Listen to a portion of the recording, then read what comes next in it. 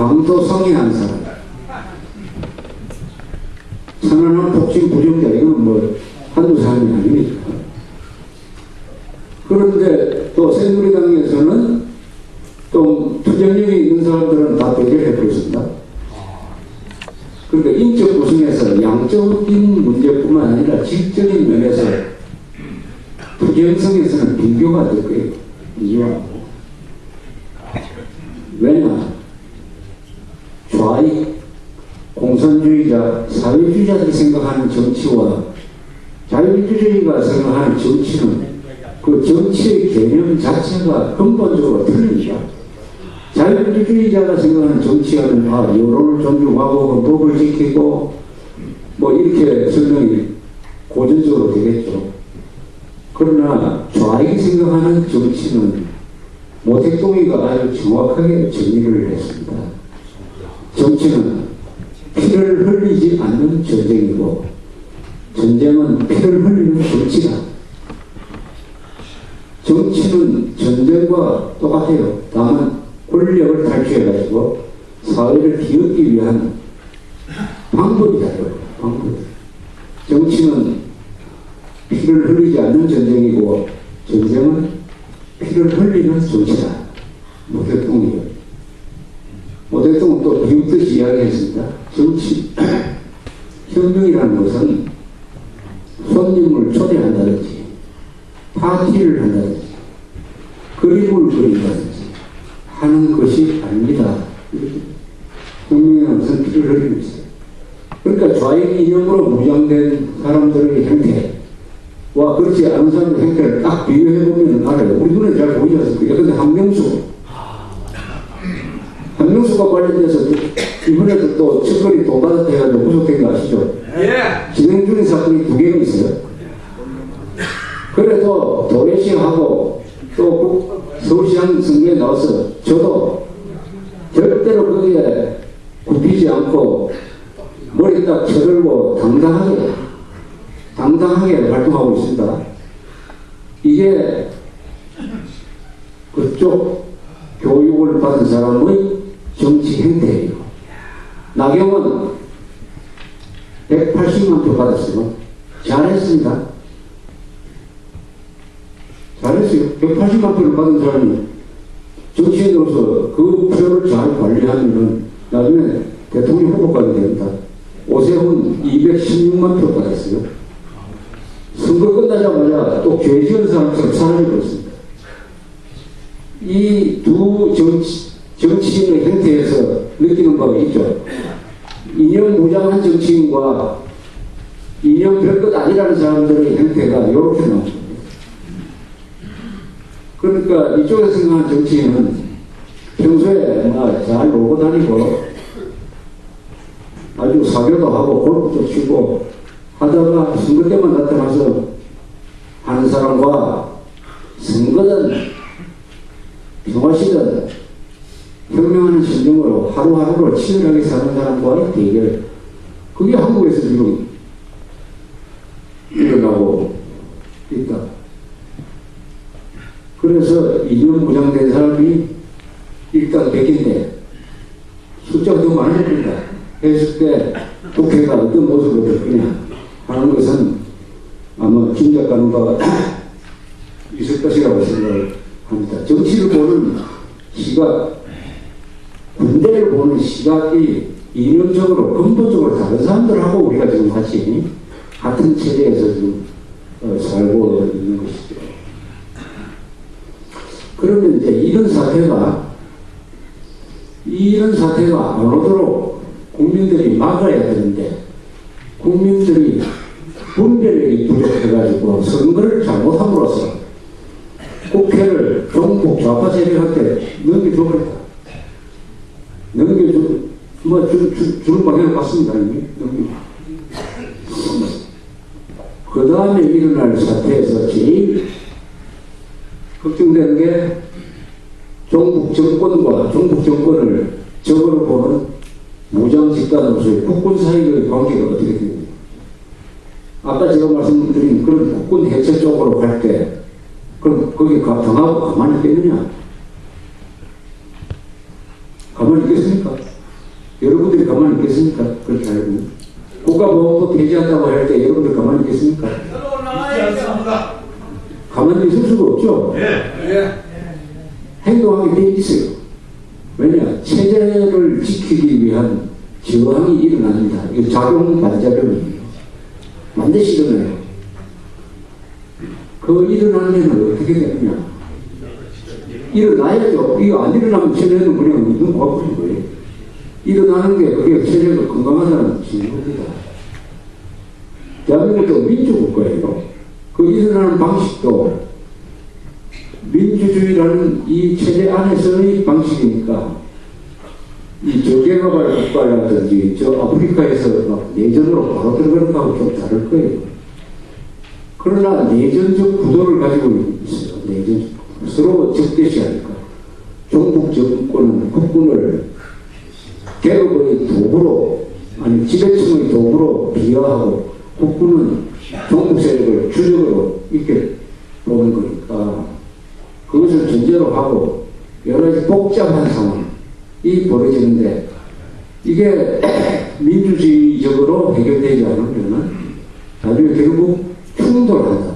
종북 정권과 종북 세력과 국군이 지금 충돌 코스를 달리고 있습니다. 이렇게 딱 요 코스로 지금 달리고 있어요.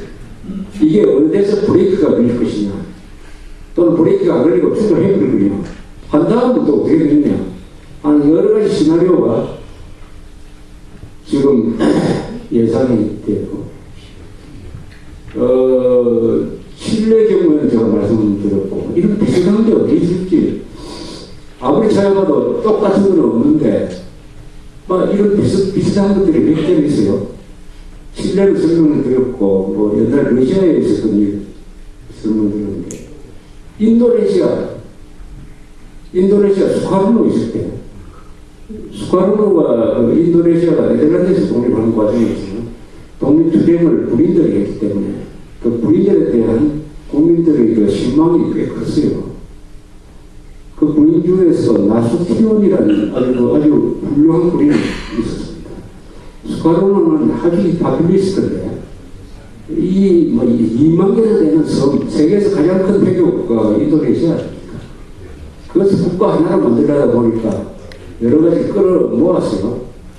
첫째, 이슬람, 공산당 소용을 했어요. 공산당, 그 다음에 군, 이 세 가지가 군을 뒷받침하는 기구였습니다. 그 공산당은 중국의 기구를 받고 있었어요. 중국은 수카르노는 경제개발은 별로 신경 안 쓰고 제3세계 동맹국을 리드한다 해가지고 아주 외교에 아주 화려하게 등장하는 시대에 한때 있었습니다. 1950대, 60대가 보면 비동맹 외교라고 해가지고 나셀이라든지 레루, 그 다음에 네이민, 지금 버마를 망친 네이민, 수카르노, 아프리카에 무슨 앵크루마 이런 사람들이 한때 큰 소리 치다가 그 대부분 나를 망치는 그런 시절이 있었어요. 그러다가 1965년 9월 30일에 이 군 안으로 침투한 공산당이 쿠데타를 일으켰어요. 쿠데타를 일으켜가지고 군 수뇌부 집을 급습을 해가지고 육군 참모 총장도 네 사람을 잡아가지고 그것도 고문을 해가지고 죽였습니다. 거기에 대한 반격으로서 수아르투라는 사람이 그때 자칼타 근방에 기부하는 군사력이었어요. 반격을 했습니다. 공산당이 원래 소수죠. 군 안으로 침투한 공산당이 얼마 안 되니까 오늘 간단하게 끝낸 다음에 전 인도네시아에서 이슬람 조직이 되고 일어났습니다. 이슬람 사람들이.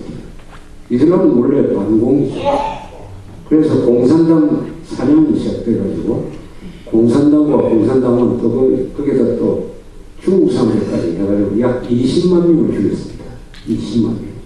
1965년에. 그 과정에서 공산당을 비호하는 수카르노가 하야하고 수아르토가 집권하고 한 30년 동안 안정적으로 관리하는 그런 예가 있어요. 이 공산당이 군 안으로 침투해가지고 무슨 일을 일으킨 게 한국에서 바로 여순 14년대 반란 사건 아닙니까? 여순 14년대 반란 사건이 1948년 10월 18일에 일어나지 않았으면 6.25 때 우리가 졌을 것이라고 생각하고 있습니다. 그때 어른들 일어났기 때문에 그때 군에서 숙청을 하기 시작했습니다. 숙군 김청룡이라는 사람이 칼자루를 잡고 군내로 침투한 공산당 세력을 일소했어요. 거기에 연관됐던 사람이 바로 박정희죠. 그러나 군 안에서의 공산당을 일소했기 때문에 6.25 때 우리가 기성남침을 당했지만은 군 조직이 와해되지 안 했다 이겁니다. 지금 대한민국 국군 안으로 조공세력이 침투해 있느냐? 저는 조직적인 침투는 아직은 없다고 봅니다. 이 사병들이 정부 교육을 많이 받아가지고 주적이 미국이라고 대답을 하다가 군 복무기간 한 2년 거치고 돌아갈 때는 제정신을 가지고 돌아가는 이런 아주 좋은 역할을 하고 있는데 아마 종북 정권이 들었으면 그 역할에 굉장한 장애가 걸릴 거예요. 그것까지도 아마 철저하게 계획을 해가지고 사병들이 불평불만을 신고할 수 있는 무슨 제도를 만들어가지고 사병들의 정신교육을 하는 것은 사병들의 인권을 침해하는 것이다. 이렇게 들고 일어나도록 만드는 장치를 할 가능성이 없지 않다. 이렇게 생각이 됩니다. 그래서 이런 일이 일어나면 지금 한국은 사실은 선거를 통한 일종의 쿠데타가 진행된 교육이라고 하죠. 왜 이렇게 선거를 통해서 종북 세력이 국회를 장악한다는 것은 있을 수 없는 이야기예요. 있을 수 없는 이야기입니다. 헌법이 제대로 작동했다면 민노당은 계산되었을 때고 진보당은 존재할 수가 없어요. 그리고 가정사건의 문제가 어떻게 헌법이 제대로 작동했는데 이거 작동하지 않았기 때문에 이 제1선이 무너져 버렸어요. 법이라는 제1선이 무너지니까 두 번째 제2선은 유권자가 올바른 판단을 해야 된다. 그런데 유권자가 올바른 판단하는 제2선도 무너졌어요. 마지막으로 남은 게 뭔지 모르겠어요. 제3선이 있는 건지 이걸로 끝나는 건지. 근데 요새 항상 당해봐야 한다는 소리 많이 해요. 택시를 타더니 이 사람도 이 한국 사람은 이게 나이가 70대인 사람인데 이게 저능하다 이건 저질이 아니라 저능하니까 이런 사람 당해봐야 된다고 제가 평소에 하는 이야기하고 비슷하게 하는데 문제는 당해보는 게 뭘 의미하는 겁니까 지금? 당해봐야 된다는 것은 이런 거죠. 종북 정권을 들어서가지고 당해본다는 것은 뭘 당해보는 거예요? 감옥에 갑니까? 애국운동하다가 감옥 가야 된다. 이런 것도 한번 봐보라. 애국운동한 죄로 감옥에 가는 것도 당해보는 방법 중에 하나예요. 그 다음에 실업률이 한 10%, 20% 되어가는 거. 물가가 연간 20, 30%, 40% 오르는 거. 이런 것도 당해보는 방법. 법치가 무너져가지고 밤에 바깥으로 나가기가 힘들다 하는 것도 당해보는 거예요. 북한이 연평도 사건 정도가 아니라 그냥 100명도 점령해버린다. 거기에 대해서 종북 정권이 저항하지 않는다. 이런 것도 다 당해보는 그 목록 중에 다 있습니다. 문제는 그렇게 당해본 것에 기초로 해가지고 정신을 번쩍 차려가지고 체제를 지키기 위한 반격에 나설 것이냐. 아니면 그 길로 끝나버립니다. 당해봐야 정신 차린다. 당해보고 정신 차리는 건 그래도 이건 잘 된 겁니다.